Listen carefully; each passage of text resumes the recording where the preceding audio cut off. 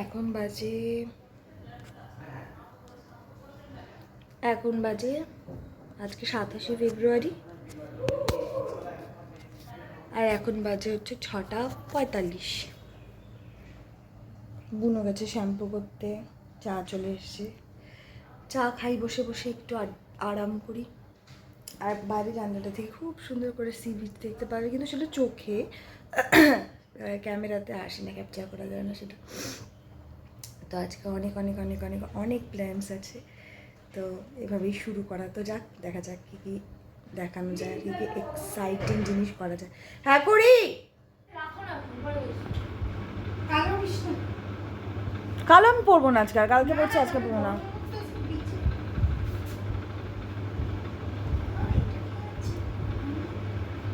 আমি আনছি।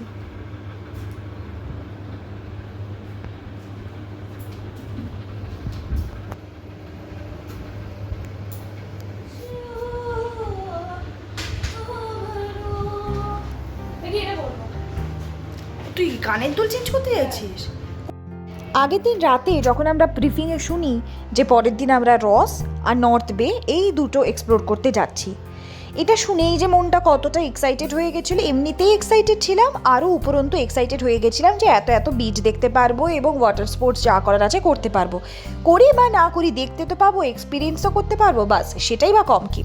তো যথারীতি আমরা 7টার মধ্যে রেডি হয়ে নিচে চলে যাই এবং আমাদের যে ট্রাভেলার্স বাস ছিল সেই বাসটি চলে আসে। সেই বাসটি আসার পর আমাদের পার্টিকুলার একটি জায়গায় নিয়ে যাওয়া হয়, যেখান থেকে আমাদের স্পিড বোটটা ছাড়বে। তো আমাদের যে স্পিড বোটটা ছিল, কি সামথিং নাম ছিল, ব্রিজার্স বলে, আচ্ছা সি ব্রিজার্স নাম ছিল। তো সেই স্পিড বোটটা পার্টিকুলার একটা টাইমে ছাড়বে, পার্টিকুলার টাইমে রসে আমাদের নিয়ে গিয়ে পৌঁছবে। তারপরে আমাদেরকে বলেছিল যে আপনারা চাইলে পরে আইল্যান্ড ট্যুরটা পুরো পায়ে হেঁটে করতে পারেন, আর যদি চান ওখানে এক একটা করে টোটোর মতন যে গাড়িগুলো পাওয়া যায় সেই গাড়িগুলো আপনারা রিজার্ভ করতে পারেন। 80 রুপিস লাগবে। সেই ওটা প্রায় 1 ঘন্টা ধরে পুরো আইল্যান্ডটাকে ট্যুর করাবে, আপনারা যা যা দেখবার দেখতে পারেন এবং তারপরে নিচে একদম যে ওয়াচ টাওয়ার আছে সেখান থেকেও এক্সপ্লোর করে সব কিছু করতে পারবেন।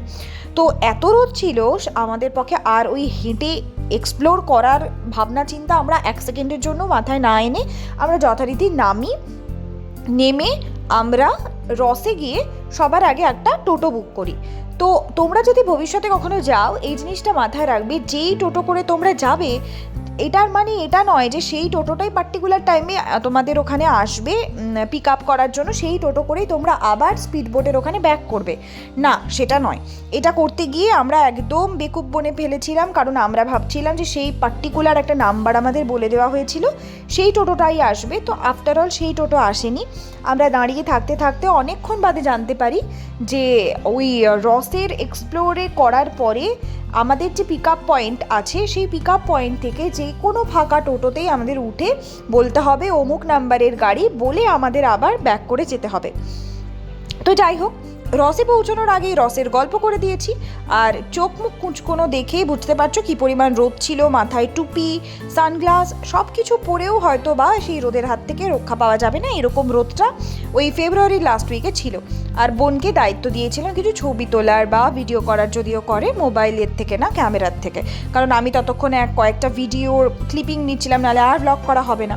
তো সামনে কুট্টি পিসি, ছোটো পিসা সবাই হেঁটে হেঁটে যাচ্ছে, আর এই যে মার এই মানে এই জ্যাকেটটা, লাইফ জ্যাকেটটা ভীষণ একটা অদ্ভুত টাইপের ছিল। ইনি যে এই মেহেন্দি কালারের যিনি তামিলিয়ান একজন ছিলেন, তিনি আমাদের স্পিড বোটের পুরো ব্যাপারটাকে এক্সিকিউট করেছিলেন এবং কিভাবে কি হবে না হবে নর্থ বে অবধি তিনিই আমাদের পুরো ব্যাপারটাকে গাইড করেছিলেন।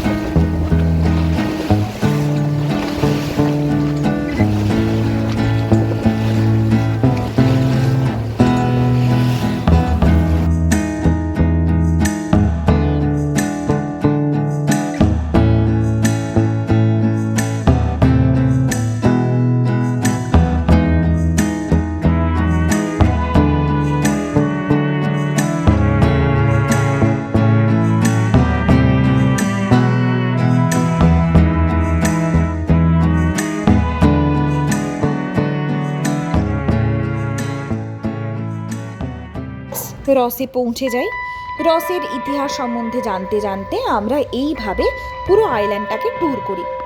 তোমরাও আমাদের সাথে চলো।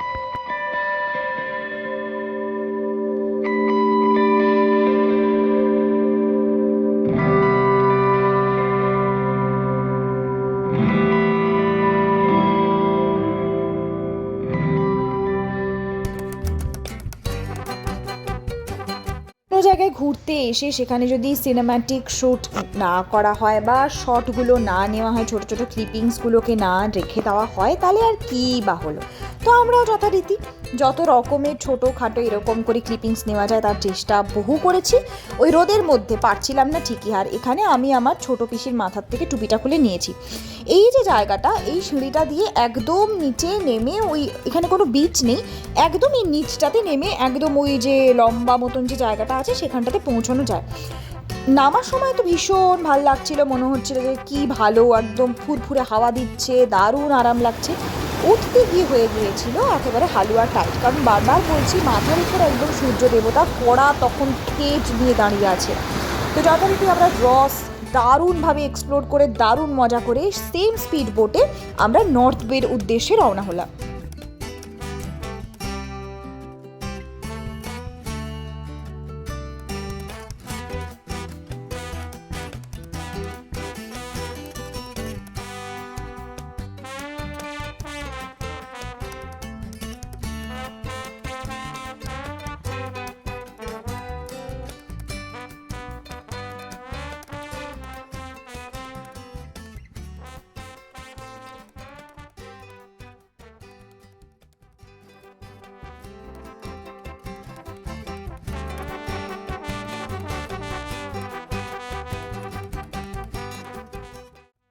পুরো যাত্রাকালে দূর থেকে কোনো একটা আইল্যান্ড দেখতে পেলে মনে হচ্ছে আরে বাবা এটাই বোধহয় আমাদের ডেস্টিনেশন, না না না ওটা আমাদের ডেস্টিনেশন।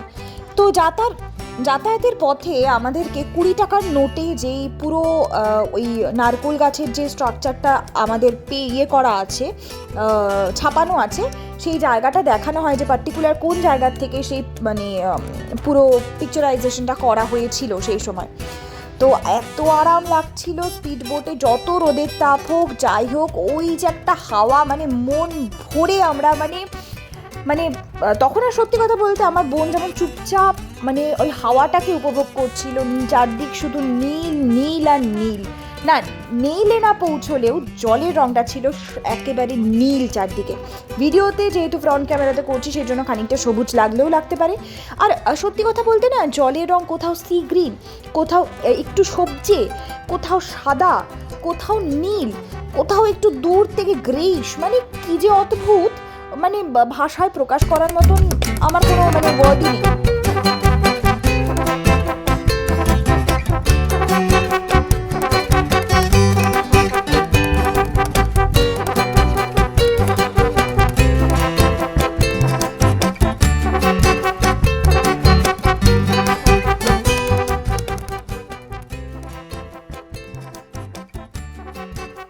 এক একটা স্পিড বোটে যতদূর আমার মনে পড়ছে 10 জন করে ছিলাম, কারণ একটা স্পিড বোটে তো সবার পক্ষে উঠে যাওয়া সম্ভব নয়। তো আমাদের স্পিড বোটে আমরা এই কজন ছিলাম। আরেকটা স্পিড বোট করে বাকি আমাদের টিমের আরও যারা ছিল, জয়ন্ত কাকু এবং তার সাথে আরও কাকুরা ছিল, তারা বাকি আরেকটা স্পিড বোট করে আমাদের সাথে সাথেই রওনা হয়েছিল। আর প্রতিটা জিনিস এত টাইম মেনটেন করে হয়েছে, সত্যি বলার বিষয় নয় সেটা। যাই হোক,